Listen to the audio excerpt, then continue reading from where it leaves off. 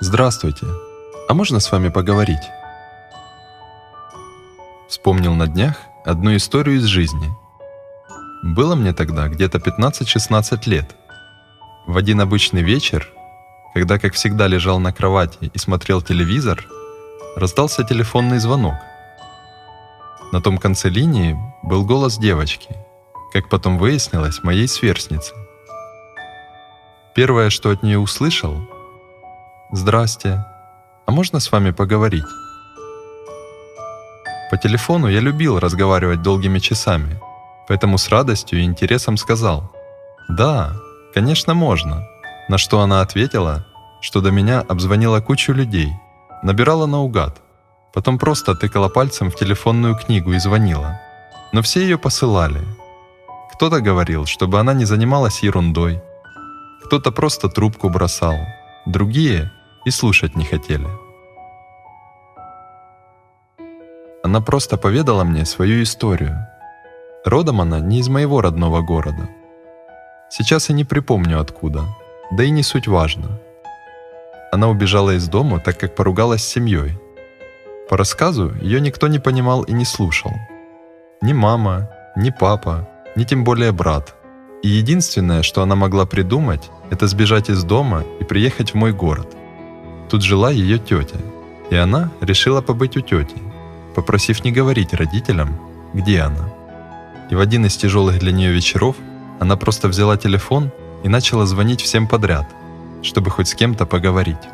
Может, тетя была не дома, а может, она с ней просто не хотела говорить. Не знаю, не спрашивал. И вот она попала на меня. Я не могу сказать, как долго мы общались с ней. Может, неделю, а может и 2.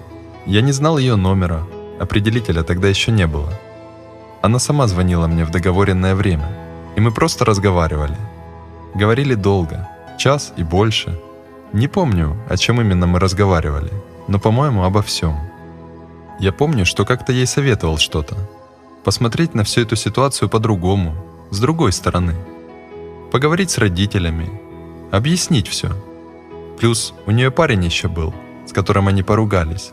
И вроде это и стало последней точкой кипения. Шли дни. Мы общались, говорили. Как-то думали даже встретиться. Но так что-то и не срослось. И больше не планировали. Как-то раз она позвонила и сказала, что решила все же позвонить маме. И позвонила. Сообщила, где она, что с ней все в порядке, что она соскучилась и хочет с ней обо всем поговорить. Сказала, что благодарна мне за общение. И что если бы не я, то, может быть, ее бы и не было уже на этом свете, так как размышляла уже о суициде. Мол, и дерево уже нашла. Но после общения со мной что-то поменялось у нее. Она передумала и решила позвонить родителям. Приехали они всей семьей. И парень ее тоже приехал. Все были рады встрече. И она, и семья. Она поговорила с мамой, все ей рассказала. И они уехали обратно, домой. Через какое-то время она опять мне позвонила, уже из дома. Сказала, что у нее все хорошо, все образумилось. Мы обменялись адресами почты. Не электронной, а физической, чтобы списываться. Но так ни разу и не списались. И жизнь потекла в старом русле. Я иногда вспоминал этот случай. Мне было интересно, что это было? Кем она была? И что с ней теперь? Я визуально помню даже блокнот, в котором я записывал ее адрес. Но самого блокнота найти не могу. Да и надо ли?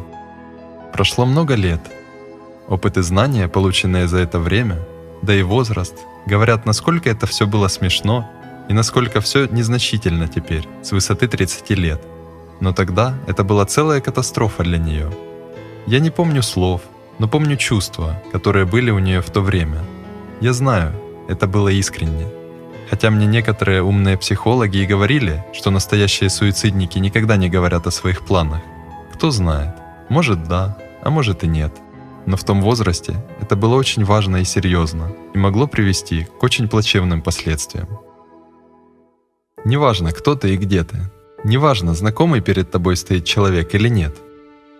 Важно только внутреннее состояние. искреннее желание творить добро и помогать не для галочки, а потому что хочется, потому что так правильно, потому что по-другому быть не должно. И это всего один пример из жизни длиной в 2 недели. И какой результат? Но что мешает всем и всегда так жить? Перестать думать только о себе и о том, что я получу за это. Не слушать тех, кто говорит, что тобой пользуются, что ты ничего не сможешь, недостоин и так далее. Что мешает быть самим собой истинным, искренним, честным и открытым? Ведь это на самом деле так легко и так радостно. Я знаю разницу между быть открытым и закрытым. И скажу от чистого сердца, что больше я закрываться не хочу. Ведь быть открытым — это так просто.